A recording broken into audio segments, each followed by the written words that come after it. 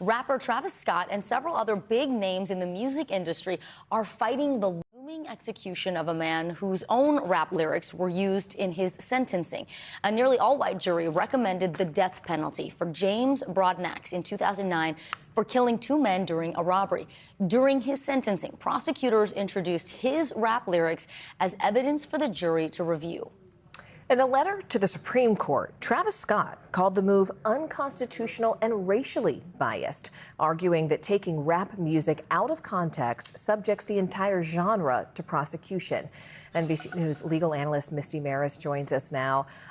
Misty, I'm curious, does Travis Scott have a point? I mean, we look at the way that song lyrics, even video games, have been used to make examples in school shootings. This dates back to like Columbine. Am I right? Yeah, so there's a lot of case law on using what would be First Amendment protected speech in criminal trials. So you have rap lyrics, song lyrics, writings, tattoos.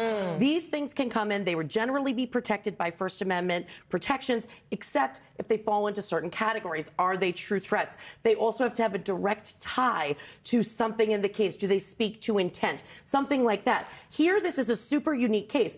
Keep in mind what the death penalty case is like. Little different than your typical murder trial. You have the guilt phase. The jury decides if you're guilty or innocent. Then the penalty phase. Usually that penalty would be a judge. In a death penalty case, it has to be a unanimous jury.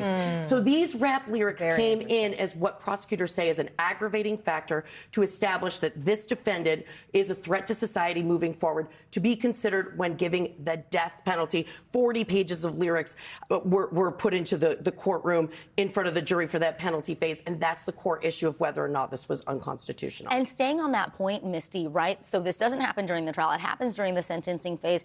How unusual or common is that for the prosecutors to bring something in like that before a jury at that late stage? Yeah, that's where it's very unusual because it's being brought in a different capacity than we see, where it's usually speaking directly to one of the elements of the crime to establish guilt. So that's going to be a novel issue. You know, one of the defenses prosecutors say in this appeal is that the defense team did not actually object to the use of these lyrics at the right time.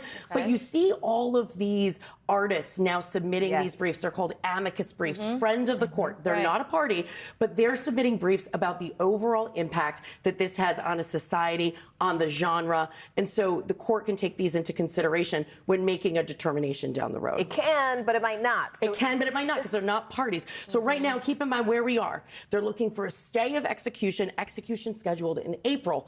So there's the opportunity for the appeal to play out where some of these critical issues that we're talking about could be before the court. Which to say, if the Supreme Court doesn't intervene, then what precedent does this set when it comes to freedom of expression? Well, so then we're talking about a narrow issue here about whether or not this can be a part of the death penalty phase of the case versus other case law where these types of things are admitted. And one thing that's interesting is that in several states there is legislation pending, some written into law, New York is one of them, about when rap lyrics specifically can be evidence in a trial and narrowing that even further on the state law scope. Misty Marris, thank you for breaking that down for us. We appreciate it. As only you can do, Misty. Thank you.